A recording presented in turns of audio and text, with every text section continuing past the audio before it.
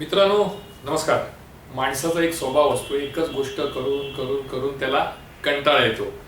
मात्र जेव्हा कंटाळा येत नाही, उत्साह तोच राहतो, तेव्हा असं समजायचं की त्याला त्याची सवय जडली आहे.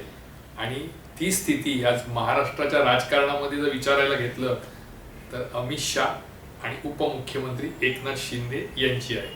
नमस्कार, मी अमित जोशी, वृत्त दिनांक डिजिटलच्या माध्यमातून आज रविवार पुन्हा एकदा राजकीय विषय पण हलका फुलका.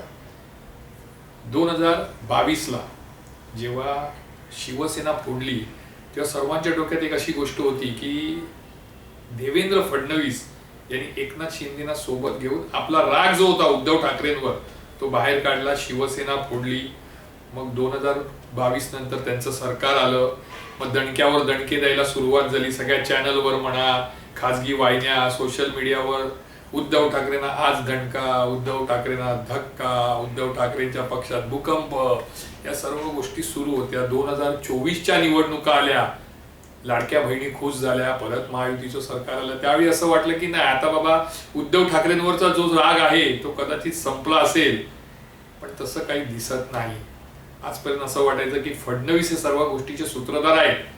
पण आता ही गोष्ट स्पष्ट झाली आहे की फडणवीस हे शिवसेना फोडण्यामागचे सूत्रधार नाही, तर खरे सूत्रधार हे केंद्रीय गृहमंत्री अमित शहा आहेत.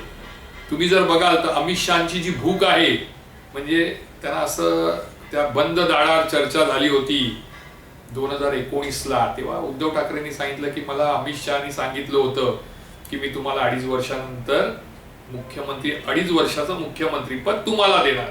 आणि वारंवार त्यांनी प्रत्येक सभेमध्ये सांगितलं. आणि तोच राग कदाचित अमित शहा यांच्या मनात होता, कारण दुसरा राग होण्याचं काही कारण नव्हतं. पण तो राग कदाचित त्यांनी मनात धरला. आणि त्यांनी जर सोबत कोणाला घेतलं असेल, हाताशी कोणाला धरलं असेल, तर एकनाथ शिंदे यांना. आज जर तुम्ही पाहाल तर अनेक आमदार फोडले, खासदार फोडले, नेते फोडले, माजी नगरसेवक फोडले, पण एवढं करून देखील अमित शहा आणि शिंदे यांचं काय पोट भरलेलं दिसत नाहीत. ते उद्धव ठाकरेंच्या मागेच पडले. महाराष्ट्राच्या राजकारणातून ठाकरे ब्रँड कसा संपवता येईल, उद्धव ठाकरे यांना एकटं कसं पाडता येईल, याकडे आज अमित शहा आणि एकनाथ शिंदे यांचं लक्ष आहे. 2024च्या निवडणुका झाल्यानंतर वास्तविक तुम्ही सत्तेत आलाय तर तुम्ही कामं करा, विकास कामं करा, लोकांची मनं जिंका आणि पुन्हा 2029ला निवडून या. पण एकनाथ शिंदेचं तसं लक्ष दिसत नाही. एकनाथ शिंदेचं एकच लक्ष आहे की उद्धव ठाकरे यांचे जितके शिलेदार फोडता येईल, जेवढे आपल्याबरोबर घेता येतील त्यांना आपल्याबरोबर घ्यायचं आणि उद्धव ठाकरे यांना एकटं पाडायचं, त्यांचं राजकीय अस्तित्व संपवून टाकायचं, याकडेच एकनाथ शिंदे यांचं लक्ष दिसतंय.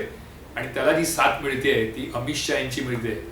आज आता त्यांचं जे आहे की टार्गेट 3 म्हणजे टायगर टार्गेट 3 कोण, तर आमदार. आता त्यांना जे 20 आमदार आहेत उद्धव ठाकरे यांचे ते फोडायचे आहेत. किमान 14 आमदार त्यांना आपल्याकडे वळवायचे आहेत. त्यापैकी 8 ते 10 आमदारांना एकनाथ शिंदे यांनी पैसे, पद याची आमिष देऊन आपल्याकडे वळवण्यात यश मिळालंय. पण 14 आमदार गाठता गाठता त्यांच्या तोंडाला फेस आलेला आहे, त्यामुळे अजून फूट पडलेली नाही. एकनाथ शिंदेना काही प्रॉब्लेम आला की ते दिल्लीत जातात, अमित शहाना भेटतात. अमित शहा एक वेळ त्यांच्या पक्षातील नेत्यांना वेळ देत नाही, आमदारांना देत नाहीत. पण महाराष्ट्रातून एकनाथ शिंदे गेले की त्यांना लागलीच वेळ देतात. त्याला कारण असं आहे की या दोघांनी मिळून उद्धव ठाकरे यांचं राजकीय अस्तित्व पूर्णपणे कसं संपुष्टात आणता येईल याची व्यूहरचना आखली म्हणा, रणनीती आखली म्हणा. एकनाथ शिंदे इथून दिल्लीत जातात, अमित शहाना विचारतात, मग अमित शहा सल्ले देतात आणि त्या सल्ल्यानुसार महाराष्ट्रात येऊन एकनाथ शिंदे आपली राजकीय पावलं टाकत असतात.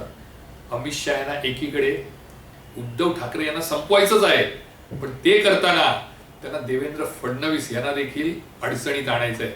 कारण उद्या पंतप्रधान पदाचे जे चेहरे आहेत त्यामध्ये अमित शहा यांना जर कोण आव्हान देऊ शकेल तर ते योगी आदित्यनाथ आणि महाराष्ट्रातून देवेंद्र फडणवीस. कारण RSS जे आहे संघ परिवार, त्याचा देवेंद्र फडणवीस यांना पाठिंबा आहे.